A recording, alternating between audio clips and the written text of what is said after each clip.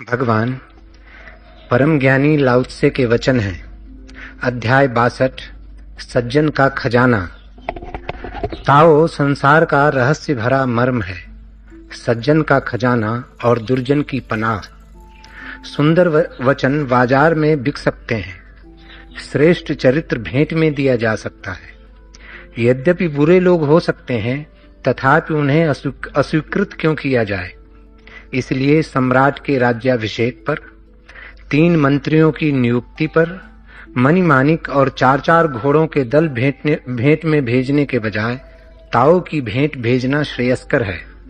किस बात में पूर्व पुरुषों ने इस ताओ को मूल्य दिया था? क्या उन्होंने नहीं कहा था अपराधियों को खोजने और उन्हें माफ कर देने को? इसलिए ताओ संसार का खजाना है। Chapter 62 The Good Man's Treasure. Tao is the mysterious secret of the universe, the good man's treasure and the bad man's refuge. Beautiful sayings can be sold at the market. Noble conduct can be presented as a gift. Though there be bad people, why reject them? Therefore, on the crowning of an emperor, on the appointment of the 3 ministers, rather than send tributes of jade and teams of 4 horses, send in the tribute of Tao. Wherein did the ancients prize this Tao? Did they not say to search for the guilty ones and pardon them? Therefore is Tao the treasure of the world.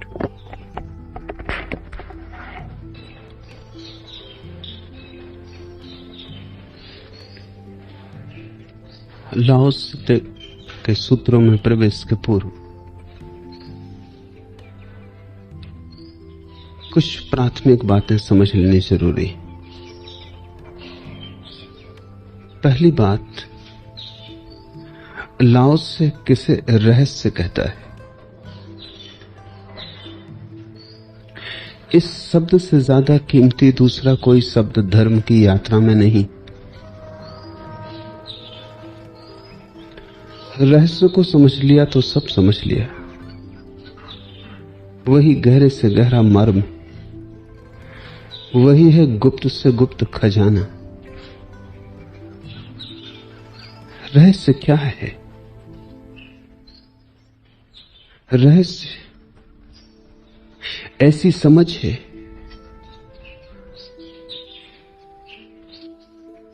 कि तुम उसे समझ भी न कह पाओगे। रहस्य एक ऐसा जानना है कि तुम जान के ज्ञानी न बन पाओगे। दावा न कर सकोगे कि जान लिया। जान लोगे लेकिन दावा न कर पाओगे। गूंगे केरी सरकरा, खाए और मुस्काए। तुम्हारा पूरा व्यक्तित्व कहेगा, तुम न कह सकोगे कि जान लिया। तुम्हारा रोआ रोआ कहेगा, लेकिन तुम्हारा अहंकार निर्भित न हो सकेगा कि जान लिया। जानने वाला मिट जाए जिस ज्ञान में, वही रहस्य है। ज्ञान 2 तरह के। एक ज्ञान है जिससे जानने वाला मजबूत होता है, एक ज्ञान है जिससे जानने वाला धीरे धीरे पिघलता है, अंततः वाष्पीभूत हो जाता है। ज्ञान तो बच रहता है, जानने वाला खो जाता है। हिरत हिरत है सखी रहा कबीर हेराई।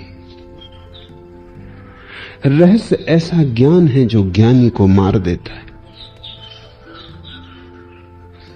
रहस्य एक ऐसी अनुभूति है जिसमें जानने वाला और जिसे जाना है दोनों एक हो जाते। फासला नहीं रह जाता, अंतराल नहीं बचता। तो कौन कहे कि जान लिया? किसको कहे कि जान लिया? दावा कौन करे, किसके संबंध न करे? दावेदारी खो जाती है ऐसा ज्ञान रहस्य। रहस्य गणित का साफ सुथरा रास्ता नहीं, सुगढ़ साफ व्यवस्थित राजमार्ग नहीं। पहाड़ों में घूमता हुआ, वन प्रांतों में उलझा हुआ पगडंडी की तरह तुम उस पर चल सकते हो, लेकिन अकेले। भीड़ वहां ना हो सकेगी। तुम उसे जान भी सकते हो, लेकिन अपने परम एकांत में वहां दूसरा गवाह ना हो सकेगा। तो अगर तुम कहोगे कि मैंने जान लिया, तो तुम गवाही ना खोज पाओगे, क्योंकि जब भी तुम जानोगे अकेले जानोगे, वहां दूसरे ना होंगे। इसलिए रहस्य ऐसा ज्ञान है जो आत्यंतिक रूप में सब्जेक्टिव है, आत्मिक है, ऑब्जेक्टिव नहीं, विषयगत नहीं। यही तो धर्म और विज्ञान का फासला है। विज्ञान भी सत्य को खोजता है, लेकिन खोज का ढंग ऑब्जेक्टिव है, बाहर खोजता है, दूसरे में खोजता है, पर में खोजता है, वस्तु में खोजता है। इसलिए तो विज्ञान सार्वभौम बन जाता है। एक दफा खोज लिया तो सभी को साफ हो जाता है। खोजने वाले को ही नहीं, जिन्होंने खोजने में कोई हिस्सा नहीं बटाया, उनको भी साफ हो जाता है। एडिसन या आइंस्टीन वर्षों मेहनत करके कुछ खोजते, सारी दुनिया जान लेती। हर एक को अलग अलग खोजने की कोई जरूरत नहीं। एक ने खोज लिया, सबने पा लिया। स्कूल में विद्यार्थी पढ़ेगा फिर और जान लेगा। विज्ञान में खोजता एक है, ज्ञान सबका हो जाता है। धर्म में खोजता एक है, उसका ही ज्ञान रहता है, दूसरे का नहीं हो पाता। इसलिए गवाह नहीं जुटाए जा सकते। तुम कहोगे भी तो कोई तुम्हारी मानेगा ना। लोग हंसेंगे, लोग पागल समझेंगे, क्योंकि जिस बात के लिए गवाह न हो और जिसे तुम दूसरे के सामने प्रकट न कर सको, उसकी मान्यता कौन करेगा? तुम कहते हो मैंने ईश्वर को पा लिया, लोग कहेंगे दिखाओ। कहां है ईश्वर? जब तुमने पा लिया हमें भी दिखा दो। तब तुम मुश्किल में पड़ जाओगे। तुम कहोगे जान लिया आत्मा को, लोग कहेंगे थोड़ा झलक हमें भी दिखा दो। तब तुम कठिनाई में हो जाओगे, क्योंकि तुमने जो झलक पाई है वह नितांत वैयक्तिक है। तुमने जो जाना है वो तुम दूसरे को न जाना सकोगे। तुम ज्ञान को ऐसा दे ना सकोगे, हस्तांतरित ना कर सकोगे, ट्रांसफरेबल नहीं है। तुम्हारे भीतर पैदा होता है, तुम उससे आपूर भर जाते हो, आकंठ भर जाते हो। तुम्हारा रोआ रोआ उसे ध्वनित करने लगता है। तुम्हारी धड़कन धड़कन में उसका गीत होता है। उठते हो, बैठते हो तो उसी में, चलते हो, फिरते हो तो उसी में। वही सब कुछ हो जाता तुम्हारे जीवन का। एक अपूर्व वातावरण की तरह तुम्हें घेर के चलता है तुम्हारा अनुभव, लेकिन तुम किसी को भी भागीदार न बना सकोगे। निकटतम भी, तुम्हारा प्रिय से प्रिय व्यक्ति भी बाहर ही खड़ा रहेगा, तुम्हारे अंतरकक्ष में प्रवेश न पा सकेगा। इसलिए धर्म हर बार खोजा जाता है, हर बार खो जाता है। बुद्ध खोज लेते हैं, खो जाता है। लाओस से खोज लेता है, खो जाता है। 1000 बार खोजा जाता है, फिर खो जाता है। और जब भी तुम्हें खोजना होगा तो तुम्हें नए सिरे से ही खोजना होगा। इसलिए धर्म का कोई विज्ञान नहीं बन सकता, उसे पाठशालाओं में पढ़ाया नहीं जा सकता, उसका कोई शास्त्र नहीं बन सकता, कोई दूसरा तुम्हें दे ही नहीं सकता। यह है उसका रहस्य। खजाना इतना रहस्यपूर्ण है कि अकेला अपने अकेलेपन में ही पाता है। वो अंतरतम का स्वाद है, पगडंडी है एकांत की। इसलिए तो महावीर ने उस परम रहस्य को कैवल्य कहा है। महावीर ने बड़ा अनूठा शब्द चुना। सब शब्द फीके हैं, औरों ने भी शब्द चुने हैं, लेकिन महावीर का शब्द निश्चित अनूठा है। कैवल्य का अर्थ है टोटल एब्सोल्यूट लोनलीनेस। कैवल्य का अर्थ है बिल्कुल अकेले, केवल तुम और कोई भी नहीं, केवल तुम्हारी चेतना और कोई भी नहीं। वो ज्ञान कैवल्य है, वो रहस्यपूर्ण। बंधे हुए रास्तों की तरह नहीं जहां भीड़ चल सके। बड़ा बारीक और महीन रास्ता है। जीसस ने कहा है, अगर मेरे मार्ग पर चलना है तो बड़ा संकीर्ण है मार्ग, नैरो इज द गेट, बड़ा संकीर्ण है द्वार। कबीर ने कहा है, प्रेम गली अति सांकरी, ताम में दो न समाए। वहां दो भी न बन सकेंगे, तीन का तो सवाल ही नहीं उठता। तुम अकेले ही जाओगे, नग्न, निर्वस्त्र, धारणा शून्य। तुम एक विचार भी अपने साथ न ले जा सकोगे। व्यक्ति की तो बात और, तुम शास्त्र अपने साथ न ले जा सकोगे, तुम अपना ज्ञान भी अपने साथ न ले जा सकोगे। इसलिए तो ज्ञानी कहते हैं, हो जाओ छोटे बच्चे की भांति अज्ञानी, क्योंकि तुम्हारा ज्ञान भी वहां साथ न जा सकेगा। तुमने जो भी कूड़ा करकट संभाला है संसार में, बचाया है, कुछ भी तुम वहां न ले जा सकोगे। मंदिर के बाहर ही सब छोड़ देना होगा। जाएगी निर्वस्त्र चेतना, नग्न, नितांत अकेली। केवल तुम्हारा होश जाएगा और कुछ भी नहीं जाएगा। लौट के तुम गूंगे हो जाओगे। कहना चाहोगे शब्द ना मिलेंगे, बताना चाहोगे हाथ ना उठेगा। इसलिए है रहस्य जान लिया जाए और कहा ना जा सके। वैज्ञानिक कहते हैं जिसको जान लिया उसे कहने में अड़चन क्या, कहते क्यों नहीं? जब जान ही लिया तो कह दो। पश्चिम के एक बहुत बड़े विचारक और बहुत योग प्रतिभा संपन्न व्यक्ति लुडविग विट्गेन्स्टाइन ने कहा है कि जो तुम न कह सको फिर यह भी मत कहो कि नहीं कह सकते, फिर बिल्कुल ही चुप रहो। ये इतना और क्यों कहते हो कि कह नहीं सकते? अगर इतना ही कहते हो तो बाकी और भी कह दो।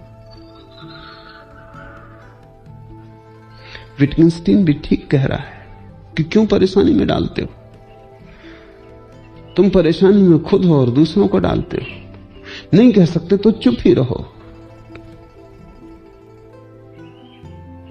That which cannot be said should not be said. मत कहो जो नहीं कहा जा सकता। लेकिन इतना तो तुम कहते हो कि नहीं कहा जा सकता और फिर चुप हो जाते हो। रहस्य का अर्थ यही है, कहा भी नहीं जा सकता, बिन कहे भी नहीं रहा जा सकता। कहो तो मौत, ना कहो तो मौत। कहो तो उलझन, न कहो तो उलझन। पहेली ऐसी कि सुलझाई भी नहीं जा सकती और बिना सुलझाए रहा भी नहीं जा सकता। और मजा तो यह है कि कहीं भीतर गहरे में सुलझ भी जाती, लेकिन जब तुम बाहर सुलझाने की कोशिश करते हो तो तुम पाते हो बाहर सुलझाना असंभव। रहस्य का यह भी अर्थ है कि तुम पा तो लोगे लेकिन जान ना पाओगे। तुम एक हो जाओगे सत्य के साथ, तुम सत्य हो जाओगे लेकिन जान ना पाओगे, क्योंकि तुम उसके ही हिस्से हो। एक ऊर्मी उठती है सागर के तट पर, एक लहर उठती, वो लहर सागर है, लेकिन सागर को जान ना पाएगी। सागर से उठी, सागर में गिरेगी, वापस लीन होगी, सागर ही है। रंज मात्र भी फासला नहीं, फिर भी लहर सागर को जान ना पाएगी, क्योंकि सागर बहुत बड़ा, लहर बहुत छोटी। तुम परमात्मा में हो, लेकिन तुम लहर की भांति हो, परमात्मा सागर की भांति। तुम रत्ती भर भी उससे दूर नहीं, रंज भर भी फासला नहीं, दूर होने का उपाय ही नहीं। अभिन्न हो, लेकिन फिर भी तुम जान ना पाओगे, जी सकते हो परमात्मा को, जान नहीं सकते, क्योंकि जीने में कोई असुविधा नहीं, जानने में असुविधा है, क्योंकि जानने का स्वभाव है कि तुम उसे ही जान सकते हो जो तुमसे अलग है, जो तुमसे भिन्न है। जानने के लिए थोड़ी दूरी चाहिए, फासला चाहिए, थोड़ा अंतराल चाहिए, नहीं तो परिप्रेक्ष्य बनेगा नहीं, पर्सपेक्टिव चाहिए। परमात्मा को जानने में बड़ी से बड़ी कठिनाई यही है कि उसके और तुम्हारे बीच इंच भर की भी दूरी नहीं। कहां से खड़े हो के देखो उसे, कौन देखे दूर खड़े होकर, दूर हुआ नहीं जा सकता, तुम उससे ही जुड़े हो, तुम एक हो। दूरी होती तो हम पार कर लेते, हमने जेट ईजाद कर लिया, हम और बड़े महाजेट बना लेते, दूरी होती हम पार कर लेते, चांद पर हम पहुंच गए, कभी परमात्मा पर भी पहुंच जाते। सोवियत रूस का अंतरिक्ष यान जब पहली बार मंगल के पास पहुंचा और मंगल की परिभ्रमण किया, तो वहां से अंतरिक्ष यात्रियों ने जो सूचना दी वो बड़ी विचारणीय है। उन्होंने सूचना दी कि यहां तक परमात्मा का हमें कोई पता नहीं चला, अभी तक हमें ईश्वर नहीं मिला, इतने दूर आ गए हैं, अभी तक ईश्वर नहीं मिला, इसलिए निश्चित ही ईश्वर नहीं। अगर परमात्मा दूर होता तो हम जरूर पहुंच जाते। परमात्मा को खोजने मंगल जाने की थोड़ी जरूरत है। बुद्ध को गया के पास एक छोटे से वृक्ष के नीचे बैठ के मिल गया, लाओसे को अपने गांव में बैठे बैठे मिल गया। कोई चांद मंगल तारों पर जाने की जरूरत है? दूर है ही नहीं। तुम कहीं गए कि भटके, तुम अपने में ही रहे तो पा लिया, अपने में ही बसे तो मिल गया। जरा भी यहां वहां सरके हिले डुले कि मुश्किल में पड़े। खोया है खोजने के कारण, खोज रुक जाए तो तुम अभी उसे पालो। परमात्मा को खोजना नहीं है, अपने को विश्राम में ले आना, दौड़ शून्य हो जाए। क्योंकि दौड़ उसके लिए जो दूर हो, और जो पास हो उसके लिए दौड़ का क्या प्रयोजन? दौड़ दौड़ के और दूर निकल जाओगे। रुक जाओ, ठहर जाओ, वो मिला ही हुआ है, वो प्राप्त ही है, वो सदा से तुम्हारे भीतर रमा ही हुआ है। इसलिए रहस्य जीवन के सारे गणित को तोड़ देता है। गणित तो साफ है कि जो नहीं मिल रहा हो दौड़ो खोजो, ये गणित से बिल्कुल उल्टी बात है। रुको, ठहरो, कहीं मत जाओ, घर में ही छिपा है इसलिए खजाना। तुम जहां खड़े हो वहीं खड़ा है, तुम जहां हो वहीं बैठा है, तुम जो हो वही है। रहस्य इसलिए भी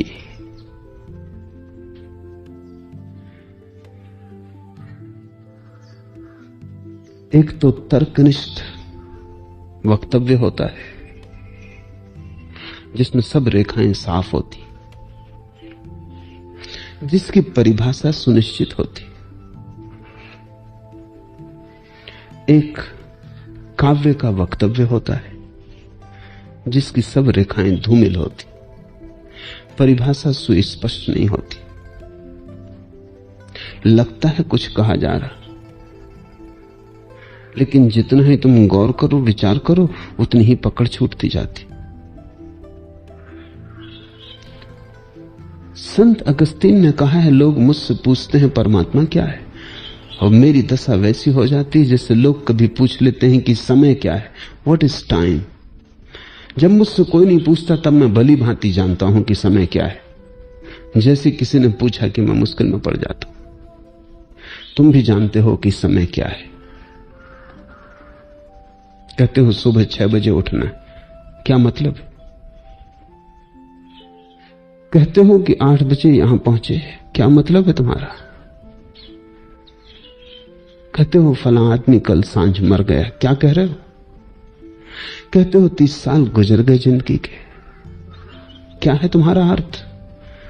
समय का तुम 24 घंटे उपयोग कर रहे हो, लेकिन अगर कोई पूछ ले कि समय है क्या, तो अब तक कोई भी जवाब नहीं दे पाया। बड़े बड़े वैज्ञानिक सिर फोड़ते रहे कि किसी तरह समय की कोई परिभाषा बना ले, कोई परिभाषा बनती नहीं। समय में जीते हो, समय में उठते बैठते हो। महावीर ने तो यह देखकर कि समय की परिभाषा नहीं की जा सकती और आत्मा की भी परिभाषा नहीं की जा सकती, आत्मा का नाम ही समय रख दिया। इसलिए जैन ध्यान को सामायिक कहते। सामायिक का अर्थ है समय में प्रवेश, आत्मा में प्रवेश। महावीर ने तो कहते तो स्वभाव ही आत्मा का समय जैसा है। तुम जानते नहीं क्या है, फिर भी जीते तो बड़े मजे से हो, समय का उपयोग भी करते हो। जवान होते हो, बूढ़े होते हो, आते हो जाते हो, समय का ठीक ठीक उपयोग करते हो, लेकिन कोई परिभाषा नहीं बनती। जैसे ही परिभाषा बांधते हो वैसे ही पारे पे जिससे कोई मुट्ठी बांधे समय बिखर जाता है। तर्क की परिभाषाएं, सुस्पष्ट रेखाएं, विभाजन साफ है। रहस्य का अर्थ है कि परम सत्य गणित और तर्क जैसा नहीं, काव्यात्मक है, पोएटिक है, धूमिल है, पक्की दोपहरी की तरह नहीं। जब सब रोशनी में साफ साफ होता है, हर चीज अलग अलग होती है। सुबह की भांति है, धुंध में दबी कुंवारी सुबह की भांति है, जहां कुछ भी साफ नहीं होता।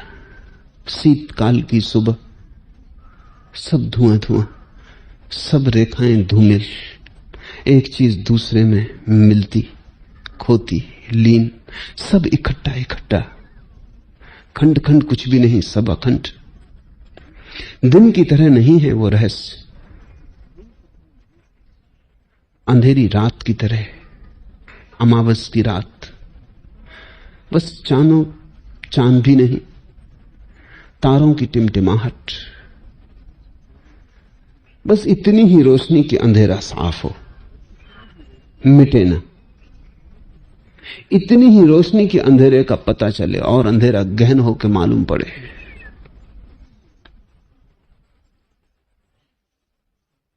बुद्ध को पूर्णिमा की रात ज्ञान हुआ।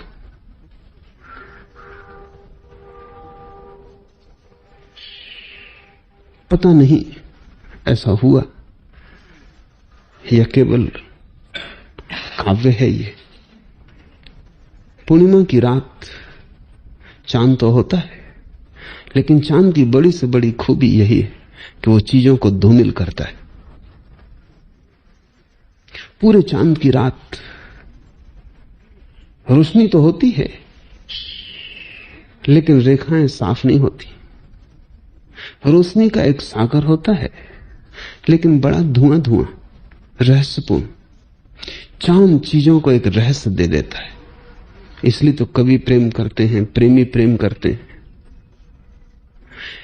चांद चीजों को ऐसा सौंदर्य दे देता है जो दिन की दोपहरी में छिन जाता है। वही वृक्ष रात देखो, वही फूल रात चांद की रोशनी में देखो, वही चेहरा रात चांद की रोशनी में देखो, वही चेहरा दिन की दोपहरी में। बड़ा जमीन आसमान का अंतर है। चांद बहुत कुछ छिपा लेता है, बहुत कुछ प्रकट करता है, उसका संयोजन अलग है। बुद्ध को ज्ञान हुआ पूर्णिमा की रात,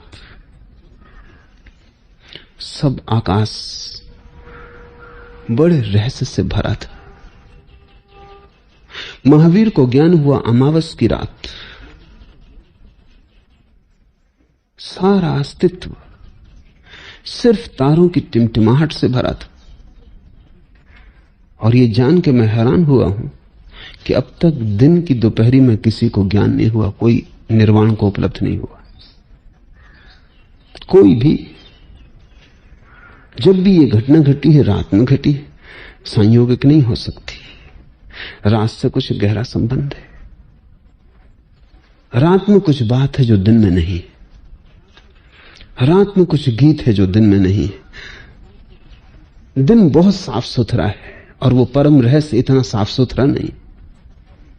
दिन में चीजें अलग अलग हैं, पृथक पृथक है, और वो सत्य अपृथक है, अभिन्न है, एक चीज से दूसरे से मिला है। रात की निबिड़ता में कुछ बात है जो निर्वाण के, परम मुक्ति के ज्यादा अनुकूल और निकट है। ध्यान रखना, रहस्य का अर्थ है वो एक काव्य है। कविता को पीना, स्वाद लेना, समझने की भर कोशिश मत करना। किसी ने पिकासो को पूछा कि तुम्हारे इन चित्रों का मतलब क्या है, तो पिकासो ने कहा, चांदारों से क्यों नहीं पूछते कि तुम्हारा मतलब क्या है? फूल वृक्षों से क्यों नहीं पूछते कि तुम्हारा मतलब क्या है?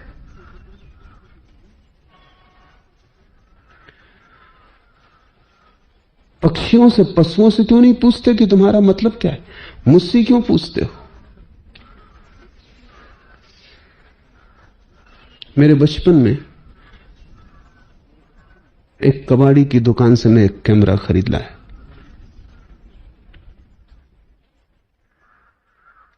₹5 में उसने दिया। ₹5 में कोई कैमरा मिलता? खाली डब्बा ही था। किसी ने कूड़े कबाड़े में फेंक दिया होगा, पर मुझे उसके चित्र बहुत पसंद आए। उससे जो चित्र आते थे वो बड़े रहस्यपूर्ण थे। उनमें पक्का लगाना पता ही कठिन था कि क्या है। वृक्ष उतारो, आदमी की शक्ल है, नदी है, पहाड़ है, कुछ पता न चलता।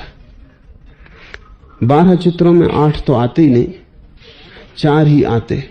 उनमें भी पक्का लगाना मुश्किल था। मैं ही जानता था कि ये क्या है, क्योंकि मैंने लिया था। बाकी दूसरा तो कोई पहचान ही नहीं सकता था। मेरी नानी थी, वो मेरे कैमरे पे बहुत नाराज थी।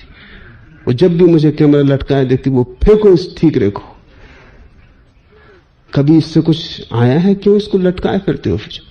मेरे गांव में एक छोटा सा ही फोटोग्राफर है, वो भी अपना दिमाग ठोक लेता था जब मैं उसके पास अपने चित्र डेवलप करवाने ले जाता। तो क्यों मेहनत करवाते और क्यों पैसा खराब करते? मेरी समझ में नहीं आता कि ये है क्या। लेंस खराब था, लेकिन चीजें बड़ी रहस्यपूर्ण हो जाती थी। पक्का पता लगाना ही मुश्किल था कि क्या क्या है। एक धूमिलता आ जाती थी।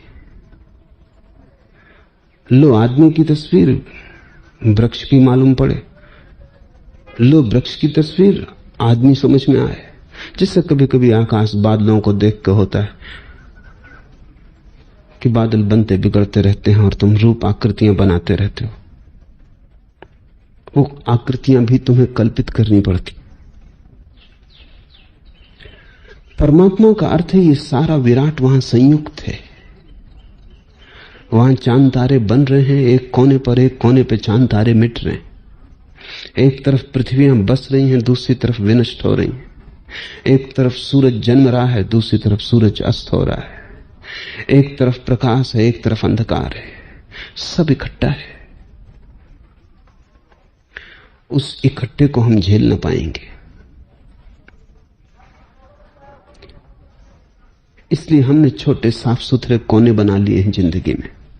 अपना आंगन साफ सुथरा कर लिया है, उसके भीतर हम रहते हैं। हमारी बुद्धि हमारा आंगन है, उसके बाहर फैला है विराट। एक बार मैं गांव के बाहर गया, मेरे घर के लोगों ने वो कैमरा कहीं फेंक दिया और मेरे सब चित्र भी उठा के फेंक दिए, क्योंकि वो मानने को राजी ही नहीं थे कि ये चित्र है या ये कोई कैमरा है। जब तुम परमात्मा की तरफ जाओगे तब तुम्हारी ये आंखें जो साफ सुथरे को देखने की ही आदी हो गई हैं, काम न आएंगी। तुम्हें जरा धूमिल आंखें चाहिए, जिनमें चांद का प्रकाश हो या अमावस्या के तारों की टिमटिमाहट हो।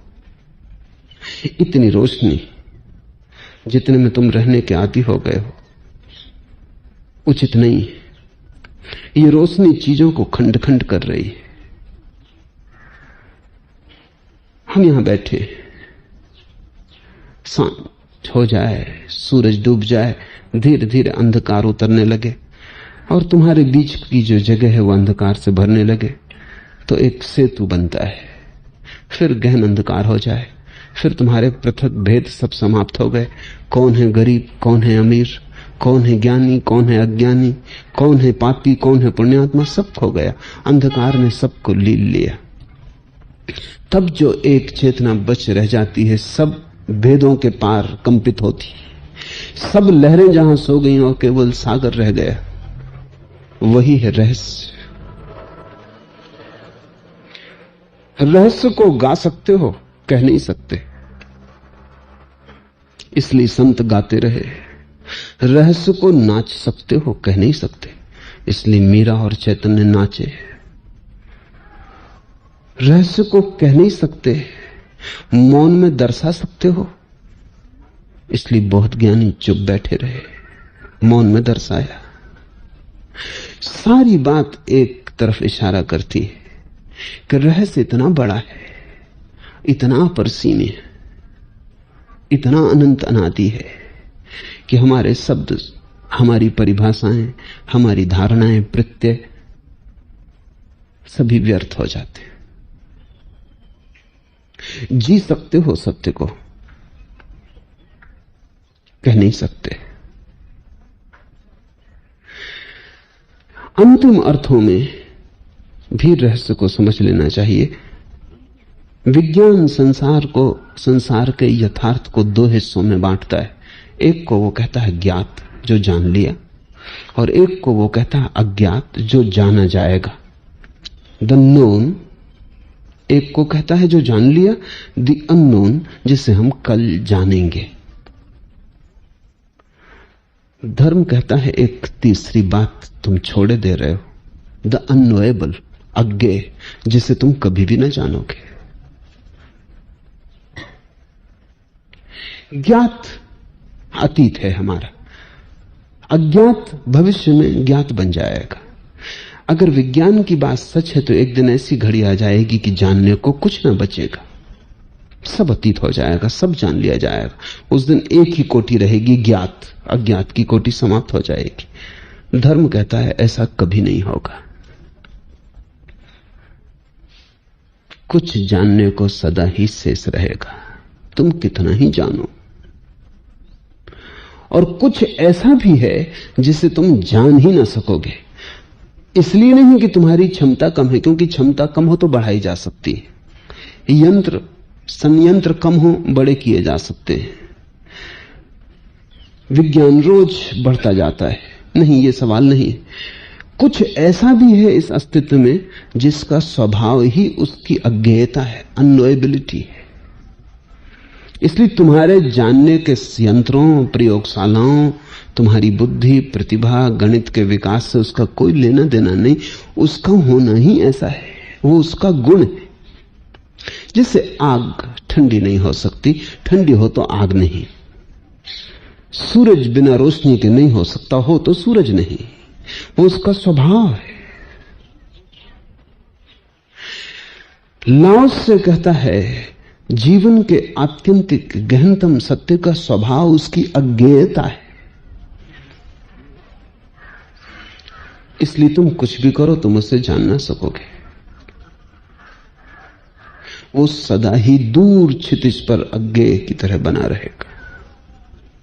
उससे अगर नाता जुड़ाना हो तो ज्ञान का नाता नहीं, उससे वो नाता बनता ही नहीं, वो उसका स्वभाव नहीं है, उससे तो सिर्फ प्रेम का नाता बनता है, जानने का नाता नहीं, बुद्धि का नाता नहीं, उससे तो हृदय का रास्ता जोड़ता है। हृदय जानने की चिंता ही नहीं करता, हृदय जानने न जानने का विचार ही नहीं करता। हृदय तो आनंदित प्रफुल्लित होता है, उसमें खिलता है, उसमें तिरता है, तैरता है, नाचता है, उसमें जानने की चिंता ही नहीं करता। हृदय कहता है जानने का प्रयोजन क्या है, होना वास्तविक बात है, जान के क्या करेंगे। जब होने का रास्ता खिला हो तो मूढ़ जानने की कोशिश करेंगे, जब प्यास लगी हो तो तुम जल को जानना चाहते हो या पीना चाहते हो? क्या होगा जान के कि H2O से जल बना हुआ है, कि इसमें इतने परमाणु ऑक्सीजन के, इतने हाइड्रोजन के? क्या होगा? H2O के फार्मूला को तुम अगर कंठ में भी ले जाओगे तो प्यास मिटेगी नहीं, कंठ अवरुद्ध हो जाएगा। पानी चाहिए, ज्ञान नहीं। कंठ पर पानी की शीतलता चाहिए, पानी के संबंध में जानकारी नहीं। बुद्धि जानने में लगी है, हृदय जीना चाहता है। रहस्य का अर्थ है जिसे जाना कभी नहीं जा सके लेकिन जिया जा सके। अगर जानने की कोशिश तुमने की तो तुम दूर होते जाओगे, क्योंकि उसका स्वभाव ही जानने में नहीं आता। अगर तुमने जीने की कोशिश की तो तुम उसमें डूब जाओगे, तुम उसके साथ एक हो जाओगे। वही एकमात्र जानना है। प्रेम ही एकमात्र जानना है परमात्मा का, और ध्यान ही एकमात्र ज्ञान है परमात्मा का, और समाधि ही एकमात्र शास्त्र है परमात्मा का। इससे नीचे तुमने अगर कुछ भी कोशिश की, इससे भिन्न अगर कोई भी कोशिश की, तो तुम व्यर्थ ही अड़चन में पड़ोगे और भटकोगे। यह है रहस्य भरा ताओ। अब हम समझने की कोशिश करें। ताओ संसार का रहस्य भरा मर्म। Tao is the mysterious secret of the universe. रहस्य है, छिपा हुआ रहस्य। उघाड़ो, कितना ही उघाड़ो, तुम उसके घूंघट को ना उठा पाओगे, क्योंकि घूंघट उसके स्वभाव का अंग है। घूंघट ऊपर से डाला हुआ होता तो उठ जाता। घूंघट उसके होने की व्यवस्था है, उसके जीवन की शैली। एक तो घूंघट है वस्त्रों का, उसे तुम उठा सकते हो क्योंकि वो बाहर से डाला गया। एक घूंघट लज्जा का भी होता है, तुम उसे ना उठा सकोगे।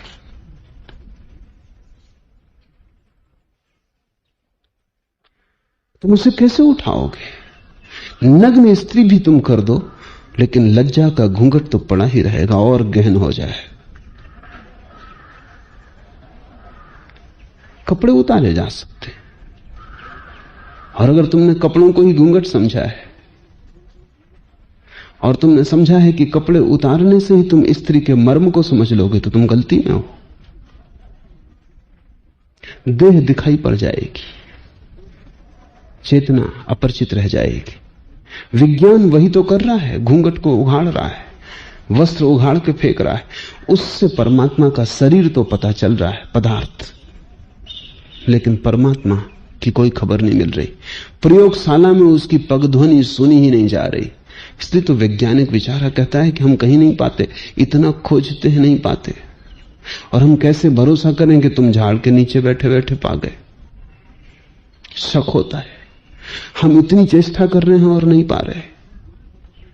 उसकी हालत वैसी ही है जिससे कोई एक सुंदर स्त्री राह से गुजरती हो, कुछ गुंडे उस पर हमला कर दें, उसके वस्त्र निकाल के फेंक दें, बलात्कार कर दें,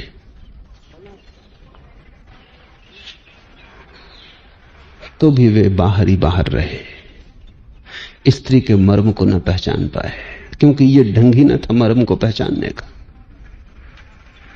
विज्ञान प्रकृति के साथ एक तरह का बलात्कार है, जबरदस्ती, हिंसा है, आक्रमण। फिर इस स्त्री का प्रेमी हो, समझो कि स्त्री लैला थी, मजनू हो, और मजनू इस स्त्री के गीत गाए, और ये गुंडे कहें कि हम उस स्त्री का सब कुछ जान चुके, तुम व्यर्थ की बकवास मत करो, ये वहां कुछ है ही नहीं, हमने उस स्त्री को नग्न देख लिया है। न केवल नग्न देख लिया है, हमने उस स्त्री का उपभोग कर लिया है। तुम ये बकवास छोड़ो, ये जो गीत तुम गा रहे हो ये हमने उसमें कभी पाए नहीं। तो वे गुंडे भी ठीक ही कह रहे हैं, लेकिन फिर भी गलत है, क्योंकि स्त्री का मर्म तो खुला नहीं, वो तो प्रेम में ही खुलता है। उसकी लज्जा का अवगुंठन तो तभी मिटता है जब तुम उसमें इतने डूब जाते हो कि उसे पता ही नहीं रहता कि दूसरा मौजूद है। तभी वो घूंघट उठता है जो उसकी आत्मा पर पड़ा है, लेकिन तब तुम रहते नहीं। तुम जब मिट जाते हो तभी वो पूर्ण रूप में प्रकट हो पाती है। परमात्मा ऐसी ही दुल्हन है जिस पे घूंघट आंतरिक है। लाओस से कहता है ये उसका ताओ का रहस्य भरा मर्म है। इस मर्म को अगर पहचानना हो तो तुम 3 जगह इसे पा सकोगे। सज्जन के खजाने में, दुर्जन की पनाह में, संत के स्वभाव में।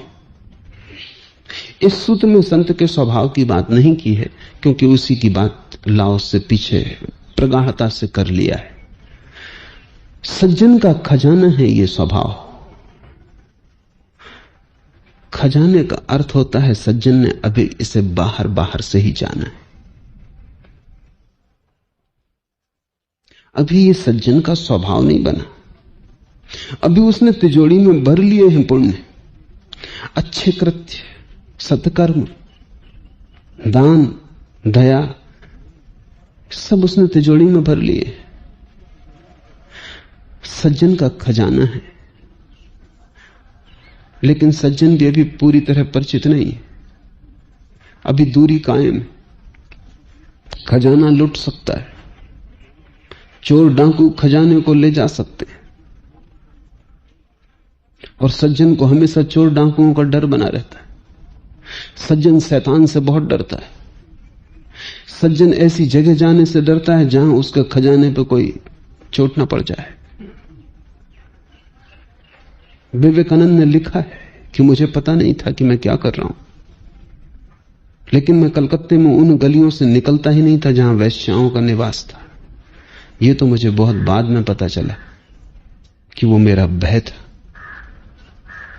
सज्जन डरता है कि कहीं वैश्याओं के निकट से न गुजरना हो जाए, क्योंकि सज्जनता भी खजाना है, छीनी जा सकती।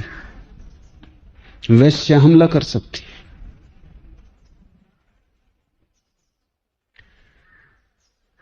सज्जन धर्म को भी धन की तरह ले रहा है। सज्जन धर्म को भी कृत्य की तरह ले रहा है। वो सोचता है धार्मिक कृत्य।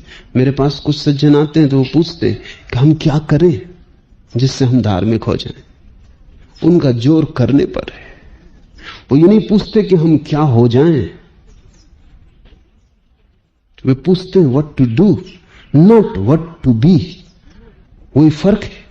सज्जन पूछता है क्या करूं, वो सोचता है करने की बात है, कुछ कृत्य करो, धार्मिक हो जाओगे।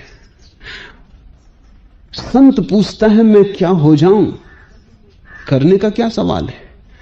करना तो होने से निकलता है। अगर मैं हो गया तो करना तो अपने आप ठीक हो जाएगा, लेकिन उल्टा सही नहीं है। तुम अपने सारे कृत्यों को धार्मिक कर लो तो भी जरूरी नहीं कि तुम धार्मिक हो जाओ। हो सकता है ये सब ऊपर ऊपर पाखंड हो। कृत्य आत्मा को नहीं बदलते, आत्मा कृत्यों को बदलती है। बाहर भीतर को नहीं बदलता, भीतर बाहर को बदलता है। आचरण नहीं बदलता अंतस को, अंतस आचरण को बदलता है। अगर बिना अंतस को बदले तुमने आचरण बदला तो ऊपर की सजावट होगी, श्रृंगार होगा, वो ओंठों पे लगा लिपस्टिक होगा, भीतर से खून की लाली नहीं। दुनिया तुम्हें पूजेगी क्योंकि दुनिया खजाने को पूजती है। तुम्हारा धन दिखाई पड़ेगा, तुम्हारे पास बड़ी संपदा मालूम होगी, लेकिन फिर भी यह आखिरी घड़ी नहीं आई है। लाओस से कहता है वो रहस्य है सज्जन का खजाना, उसी रहस्य को खजाना बना लेता। दुर्जन की पनाह है और वही दुर्जन के लिए शरण स्थल है। इसे तुम सोचो, सज्जन हमेशा अकड़ा रहता है कि मैंने ये किया, ये किया, ये किया, इतने दान दिए, इतने भिक्षुओं को भोजन दिया, इतनी धर्मशालाएं बनाई, इतने मंदिर मस्जिद खड़े किए, क्या किया उसको वो जोड़ता है, हिसाब रखता है, खाते बही में लिखता है। इन्हीं सज्जनों ने कथाएं गढ़ी कि वहां आकाश में, स्वर्ग के द्वार पर भी खाते बही में सब लिखा जा रहा है, तुमने क्या किया। वो सब अंकित किया जा रहा है, एक एक चीज के लिए चुकता रहा होगा, आखिर में जवाब देना पड़ेगा। इसलिए बुरा मत करो। बुरा मत करो इसलिए नहीं कि बुरे में कोई बुराई है, बुरा मत करो क्योंकि उसके लिए जवाब देना पड़ेगा। अगर जवाब न देना पड़े तो फिर कोई बुराई नहीं है। सज्जन बुराई के विपरीत नहीं है, बुराई से डरा हुआ है। सज्जन भलाई के पक्ष में नहीं है, लेकिन भलाई उसके अहंकार को सुरक्षा देती है, तो भलाई का खजाना बनाता है। भलाई यहां भी बचाएगी, आगे भी बचाएगी। दुर्जन के लिए पनाह है, शरण स्थल है। बुरा आदमी हमेशा सोचता रहता है भला करना, चोर सोचता है चोरी छोड़नी, कामी सोचता है ब्रह्मचर्य का व्रत लेना है, झूठा सोचता है सच बोलना है, अभ्यास करना है, यद्यपि कल करना है। आज तो जा ही चुका है, आज चोरी और कर लो, कल अचोरी का व्रत ले लेना है। ये पनाह है दुर्जन की। इस तरकीब से वो दुर्जन बना रहता है, कल पर टालता रहता है अच्छे को। वो उसका शरण स्थल है, उसके सहारे वो बुरा है। ये बड़े मजे की बात है, लोग भलाई के सहारे बुरे होते। बुरा होना इतना बुरा है कि बिना भलाई के सहारे तुम बुरे भी नहीं हो सकते। तुम किसी भलाई में रास्ता खोजते हो बुरे होने का। तुम ये कहते हो कि अगर मैं झूठ भी बोल रहा हूं तो इसलिए बोल रहा हूं कि उस आदमी को बचाना है, नहीं तो उसकी हत्या हो जाएगी। तुम कहते हो मैं झूठ बोल रहा हूं इसलिए कि बच्चों को पालना है, नहीं तो मर जाएंगे। तुम झूठ बोलने के लिए भी या तो प्रेम की शरण लेते हो, या दान की शरण लेते हो, या सत्य की शरण लेते हो, पर तुम शरण लेते हो और तब तुम अपने झूठ में भी प्रफुल्लित हो। तब कोई डर न रहा, क्योंकि तुम झूठ भी सच के लिए बोल रहे हो, तुम बुरा भी भले के लिए कर रहे हो। स्टेलिन ने लाखों लोगों की हत्या की, लेकिन उसके मन पर जरा भी दंश नहीं पड़ा, क्योंकि ये बुरे लोग हैं और इनको वो समाज के भविष्य के लिए नष्ट कर रहा है। माओ ने हजारों लाखों लोगों को गोली मार दी, जिनका कोई हिसाब भी रखना कठिन, लेकिन माओ के मन पर कोई दंश नहीं है, नींद में कोई खलल नहीं पड़ती, क्योंकि समाजवाद लाने के लिए, भविष्य का एक उटोपिया, एक कल्पना है, उसको पूरा करने के लिए, एक महान कार्य के लिए सब होगा ही, ये बलिदान जरूरी है। इसे तुम छोटे से लेकर बड़े तक पहचान लोगे। हिंदू पुरोहित सदियों से जानवरों की बलि देता रहा है। कथाएं तो ये भी हैं कि उसने आदमियों की बलि भी दी है। अश्वमेध यज्ञ तो होते ही थे जिनमें घोड़ों की बलि दी जाती, नरमेध यज्ञ भी होते थे, लेकिन ब्राह्मण को, पुरोहित को कभी इससे पीड़ा नहीं हुई, क्योंकि बलि तो परमात्मा के लिए दी जा रही है, परमात्मा का सहारा है। आज भी कलकत्ता के काली के मंदिर में सैकड़ों पशुओं की बलि दी जाती, लेकिन पुरोहित को कोई कष्ट नहीं, क्योंकि ये तो परमात्मा के चरणों में चढ़ाया जा रहा है। ताओ का ये उपयोग शरण स्थल की तरह हो रहा है। काट रहे हो पशुओं को, हिंसा कर रहे हो, स्पष्ट पाप सीधा साफ है, लेकिन पुण्य की आड़ में हो रहा है, प्रार्थना के लिए किया जा रहा है, पूजा का हिस्सा है। दुनिया में जो बड़े से बड़े बेईमान लोग हैं, वो भी अपनी बेईमानी को किसी प्रार्थना और पूजा का हिस्सा बना लेते, फिर दंश मिट जाता है, फिर दिल खोल के पाप करो। सज्जन अहंकार निर्मित करता है अपने कृत्यों से, और दुर्जन सत्य के नाम पर असत्य की प्रक्रियाओं में गुजरता रहता है, करता है बेईमानी, लेकिन बहाना ईमानदारी का लेता है, अपने को धोखा देता है। सज्जन का खजाना और दुर्जन की पनाह। एक और अर्थ में भी यह सच है, बात तो एक ही है, सत्य तो एक ही है। तुम चाहो तो उसका खजाना बना लो और तुम चाहो तो उसकी पनाह बना लो, तुम पर सब निर्भर है। और तीसरी बात मैं जोड़ देना चाहता हूं जो इस सूत्र में नहीं है लेकिन लाओ से का मूल स्वर है, संत का स्वभाव।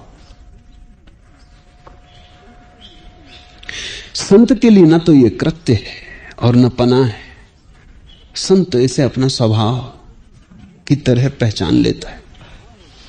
और जब ये स्वभाव हो जाता तभी कोई तुम्हें लूट नहीं सकता, और जब ये स्वभाव हो जाता है तभी भय समाप्त हुआ, अब ये कभी तुमसे छीना न जा सकेगा।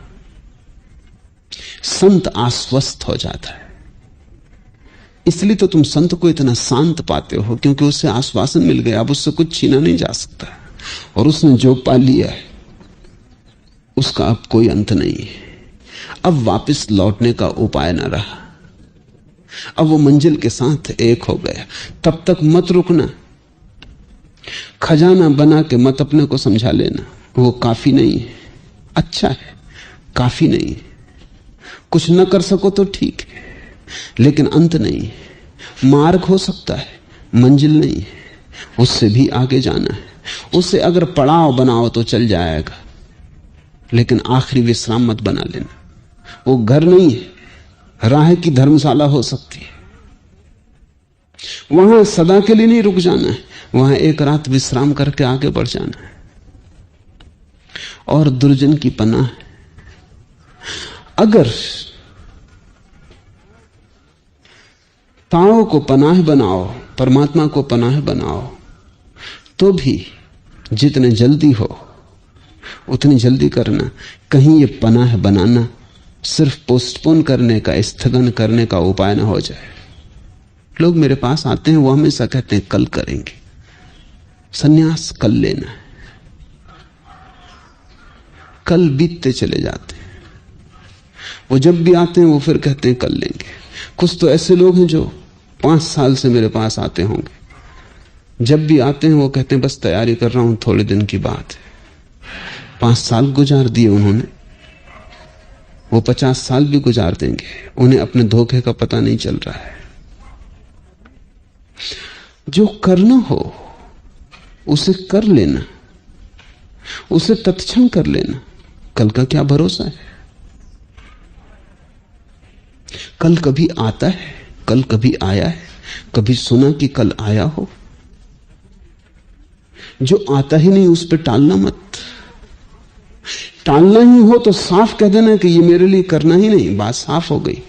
लेकिन टाल के धोखा मत देना, क्योंकि टालने में एक तरकीब है। तुम अपने को ये भी समझाए रहते हो कि करना तो है, कल करना है। इसलिए मन अहंकार से भी भरा रहता है कि करना तो जरूर है, सिर्फ समय की बात है। स्थिति साफ नहीं हो पाती कि तुम कहां खड़े हो।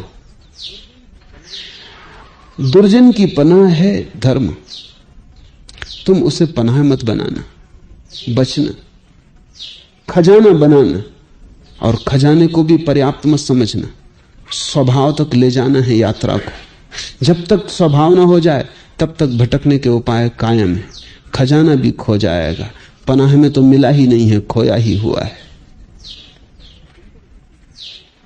सुंदर वचन बाजार में बिक सकते हैं, श्रेष्ठ चरित्र भेंट में दिया जा सकता है, लेकिन होगा ये सब ऊपर ऊपर।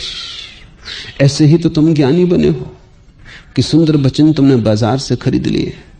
लेकिन लाओ से कहता है कुछ खरीदना ही हो तो सुंदर वचन ही खरीदना, क्योंकि वहां और कचरा चीजें भी बिक रही।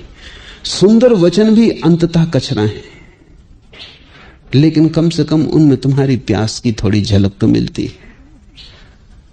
खरीदना ही हो तो कुछ और न खरीद के आचरण खरीदना। हालांकि वो आचरण बहुत गहरा नहीं होगा, लेकिन कम से कम कुछ तो होगा। खजाना ही बनाना हो तो इस संसार के सिक्कों का मत बनाना। जब उस संसार के सिक्कों का खजाना बनने की सुविधा है तो उसको ही बनाना। धन ही इकट्ठा करना हो तो पुण्य का करना।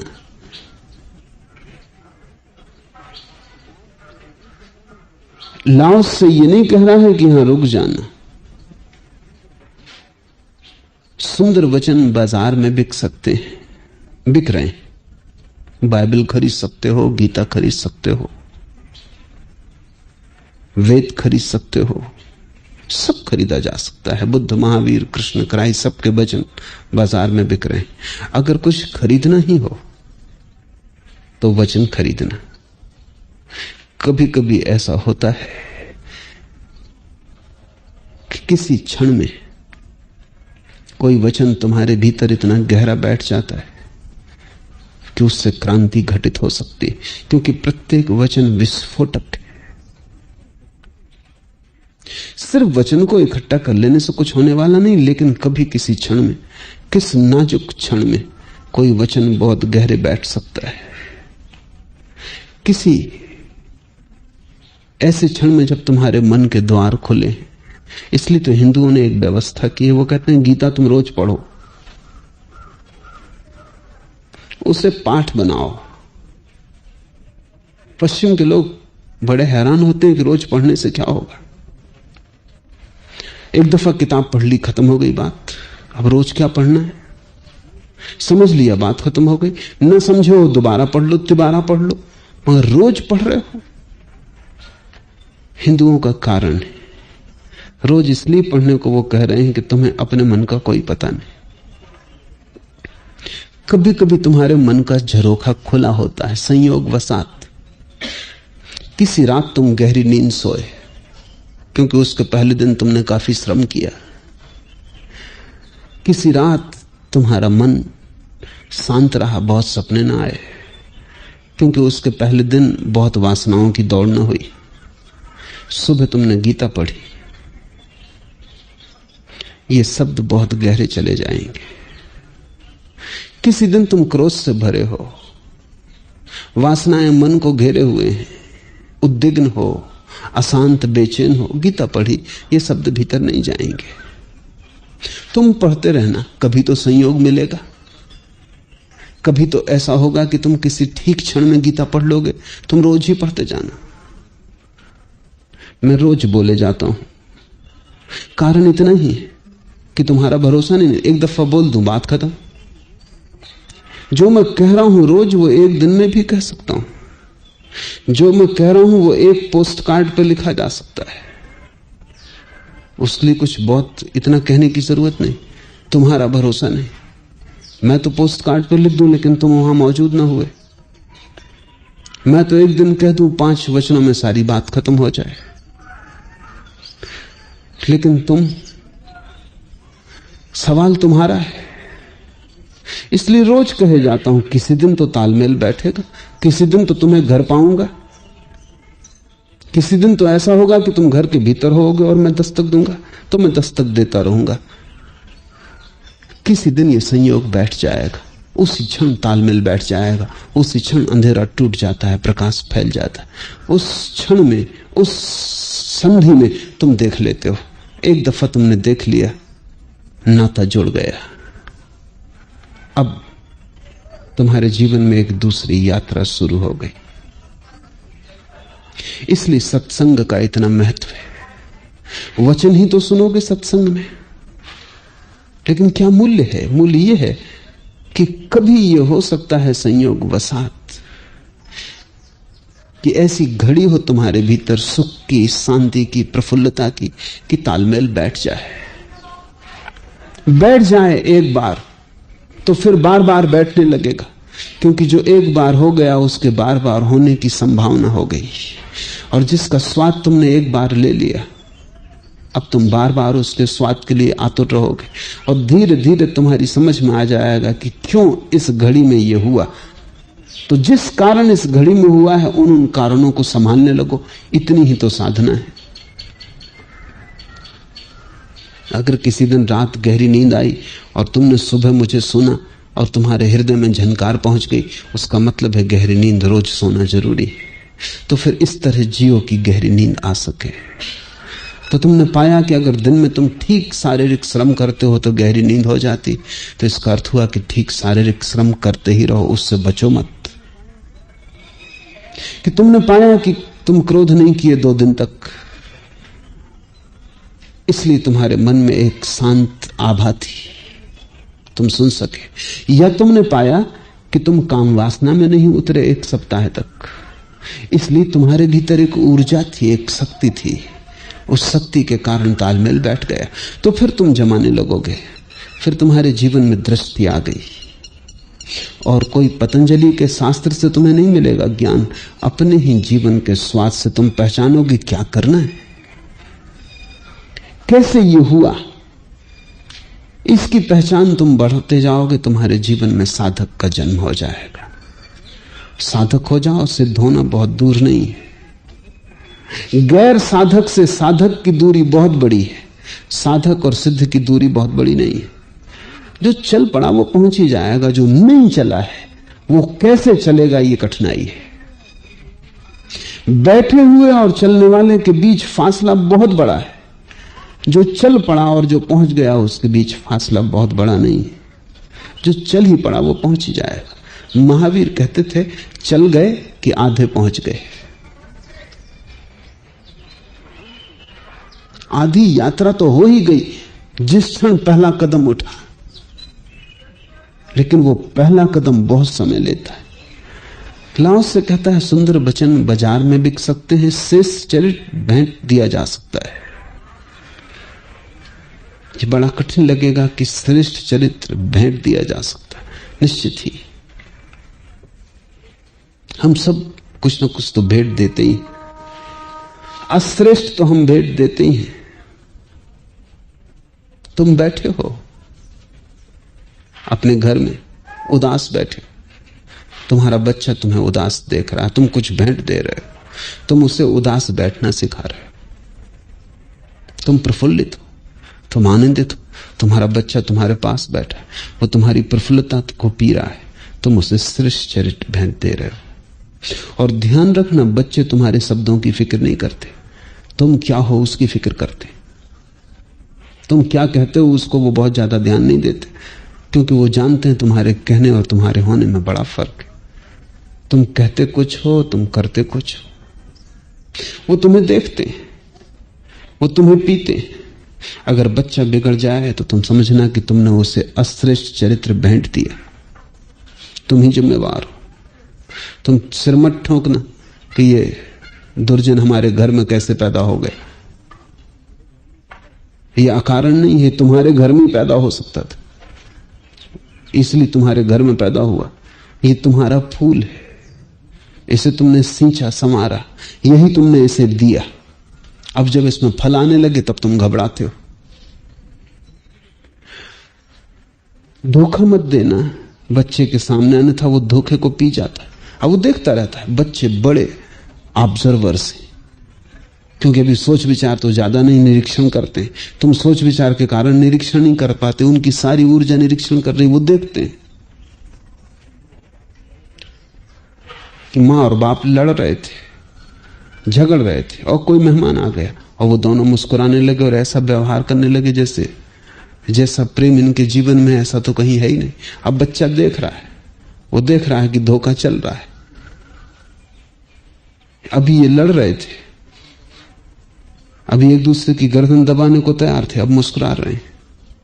पाखंड चल रहा है, बच्चा देख रहा है, वो पी रहा है, तुम भेंट दे रहे हो।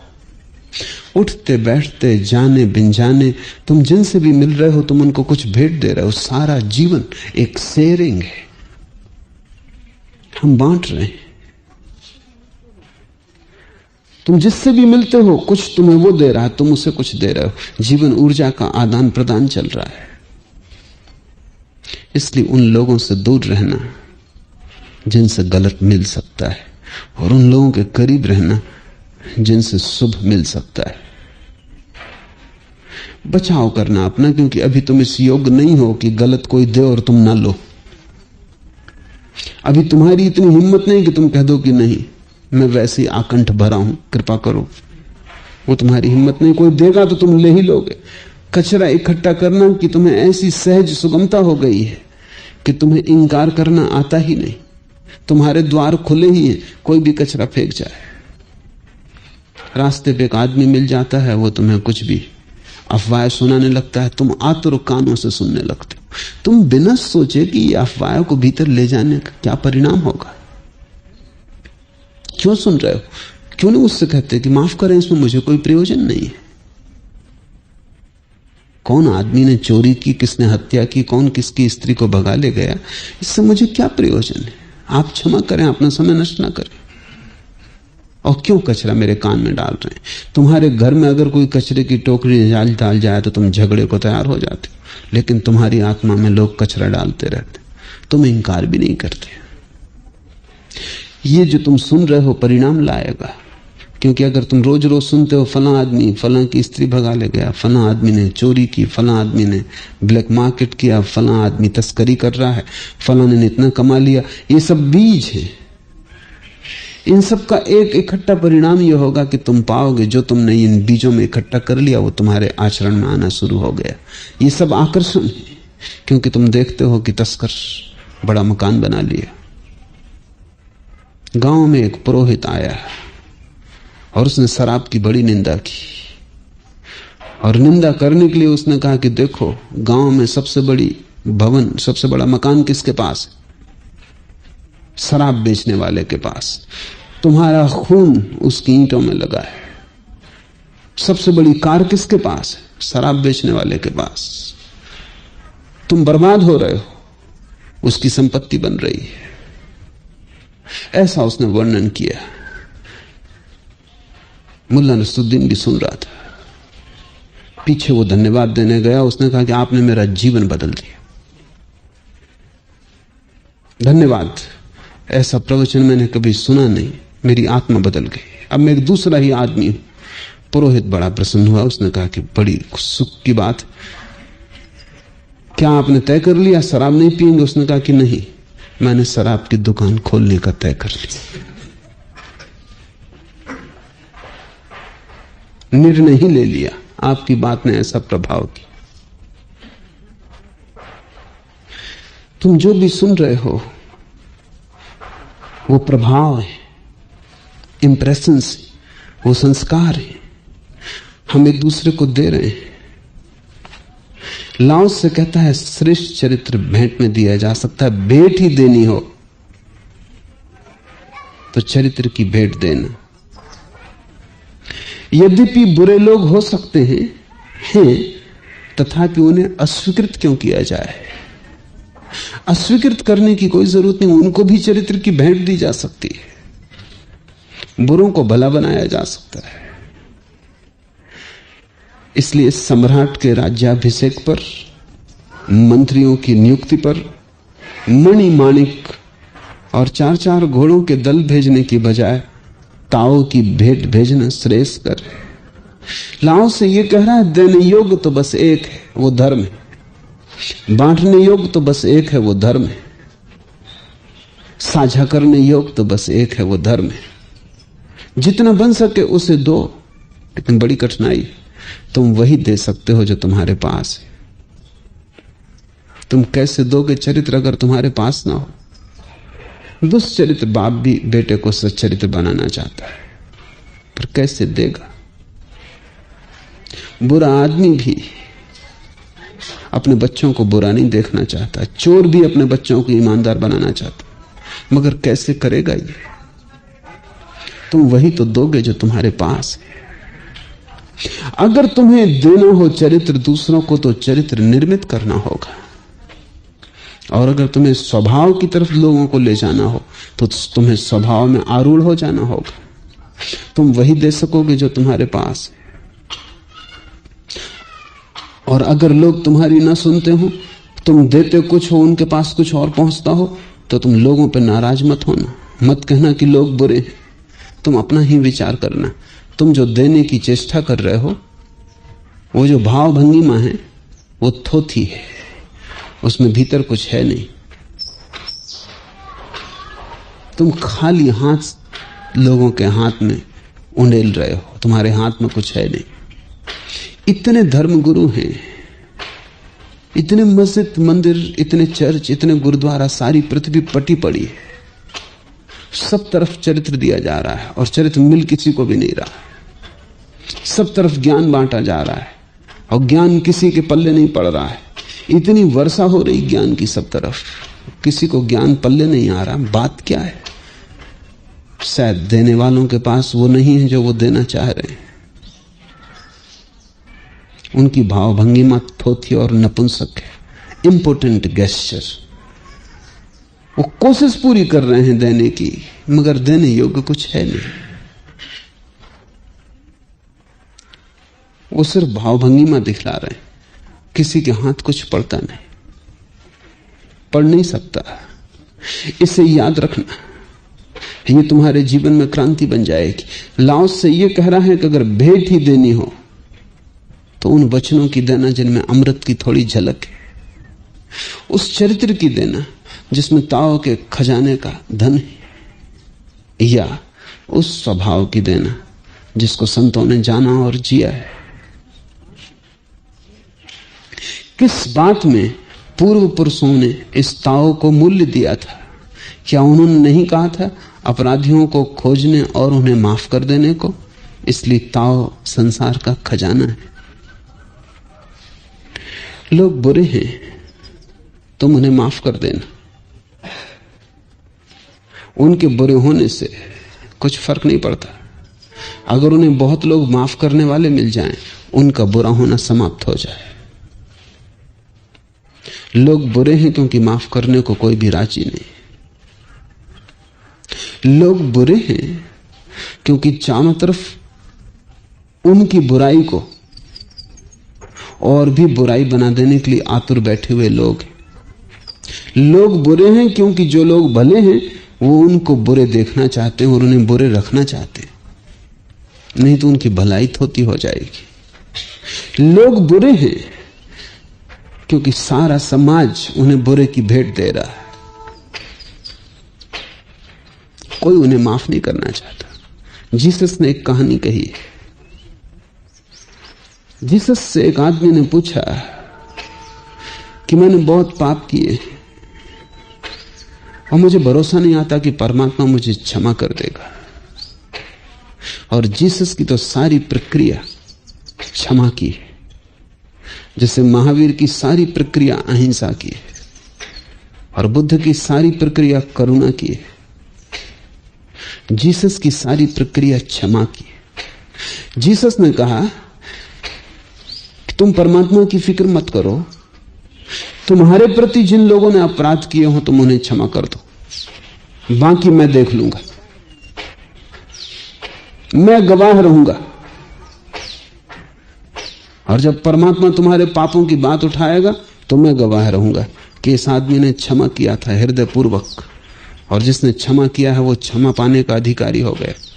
और जीसस ने उसे एक कहानी कही।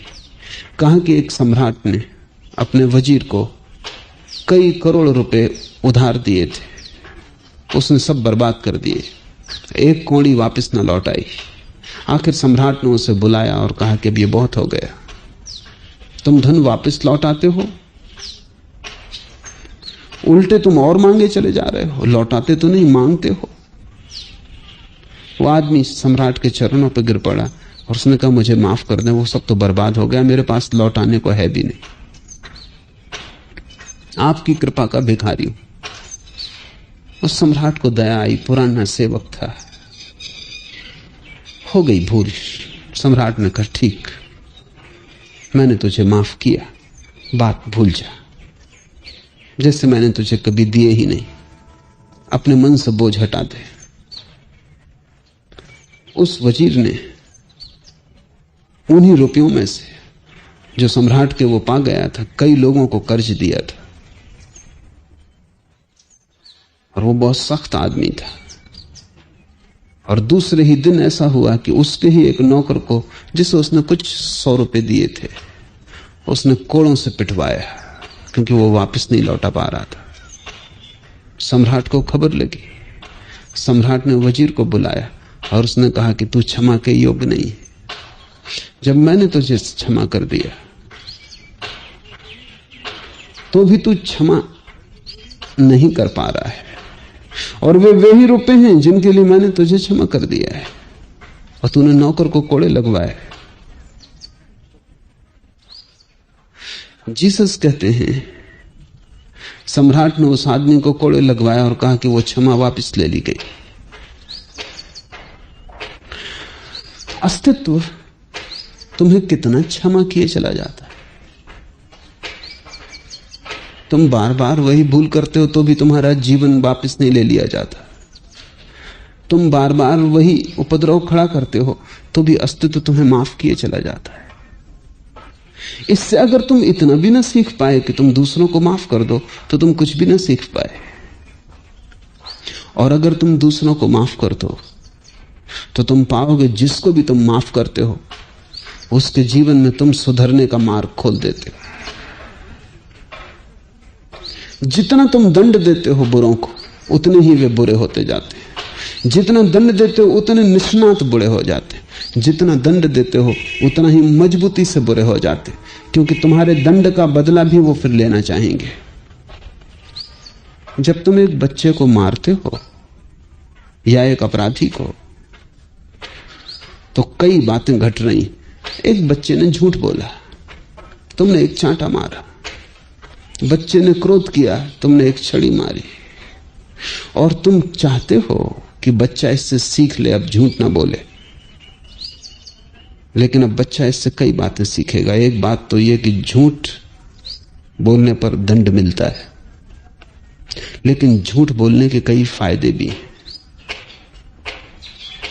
अगर झूठ सफल हो जाए तो तुम्हें पुरस्कार भी मिलते हैं। झूठ का पता ना लगे, पकड़ा ना जाए तो लाभ भी होता है। और ऐसे भी झूठ बोलने का एक मजा है, और वो मजा ये है कि तुम दूसरे को धोखा दे रहे हो, तुम होशियार हो। एक अहंता है झूठ बोलने की कि तुमने बाप को धोखा दे दिया और बाप बड़े बुद्धिमान बने बैठे हैं और पकड़ ना पाए। तो बच्चा ये सीखता है कि अब झूठ तो बोलना, लेकिन इस तरह बोलना कि इतनी आसानी से पकड़े ना जाओ। और बच्चा ये भी सीखता है कि बाप कितना ही कहे कि झूठ मत बोलना, लेकिन बाप खुद झूठ बोलता है। बाप खुद ही बेटे को कहता है कि अगर कोई बाहर आए तो कह देना कि वो घर में नहीं है, बाहर गए। बाप कहता है क्रोध मत करो, अपने से छोटों को मत मारो। और बाप खुद बेटे को मारता है, और बेटा सोचता है ये कैसा हिसाब है, मैं अपने छोटे भाई को न मारूं, ये तो मुझे समझाया जाता है, और बाप मुझसे इतना बड़ा है, मैं इतना छोटा हूं, मुझे पीटा जा रहा है। तो बच्चा समझ लेता है कि छोटे पीटे तो जा सकते हैं, लेकिन निरंकुश सत्ता चाहिए। बाप मुझे पीट रहा है, कोई बाप के ऊपर नहीं, इसलिए पीट रहा है। जिस दिन मेरे ऊपर भी कोई नहीं होगा उस दिन मैं भी पीट सकूंगा। इसलिए पूरी कोशिश यह है कि मैं सबके ऊपर हो जाऊं, मेरे ऊपर कोई न रहे।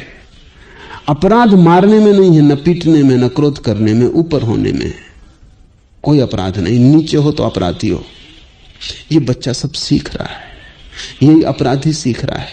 लाओस से कहता है क्षमा कर दो, उन्हें भेंट दो अमृत वचनों की, और उन्हें चरित्र का दान दो। और अगर संभव हो सके तो जैसा स्वभाव तुम्हारे पास है उस स्वभाव की थोड़ी सी झलक और स्वाद दो।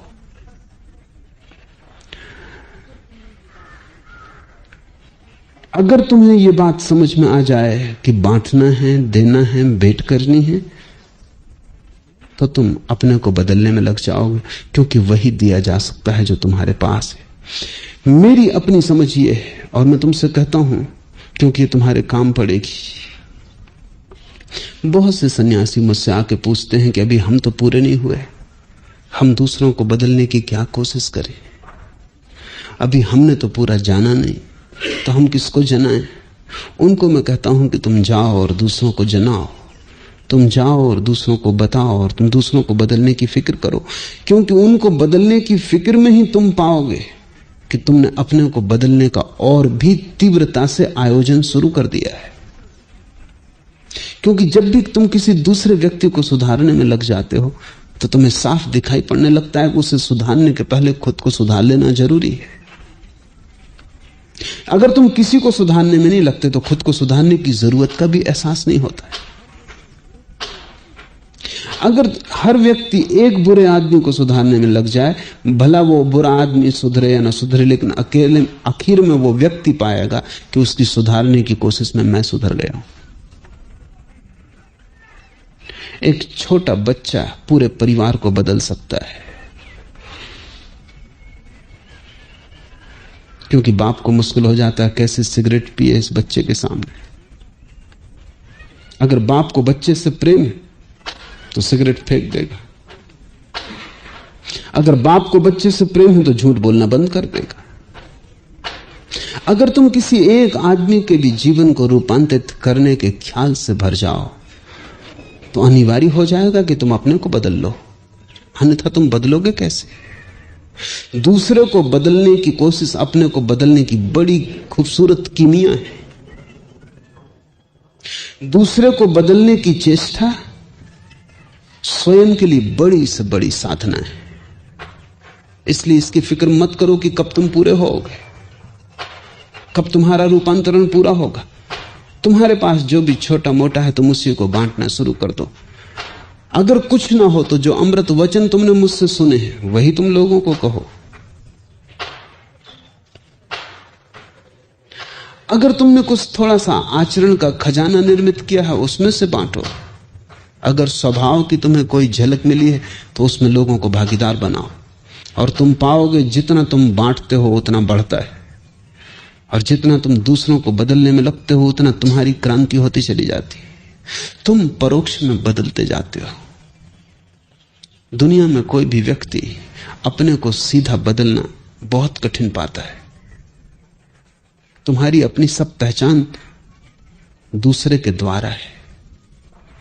तुम्हें लोग सुंदर कहते हैं तो तुम अपने को सुंदर समझते हो, तुम्हें लोग भला कहते हैं तो तुम भला समझते हो।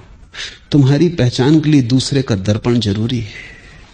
अकेले में तुम कुछ भी नहीं समझ पाओगे कि तुम कौन हो, क्या हो। पश्चिम में एक बहुत बड़ा यहूदी विचारक हुआ मार्टिन बूबर। वो कहता है कि तुम्हारे संबंधों में ही तुम्हारे जीवन की सारी क्रांति फलित होगी। कृष्णमूर्ति का जोर भी अंतर संबंधों पर है। वो कहते हैं कि जितना ही तुम अपने संबंधों को समझोगे,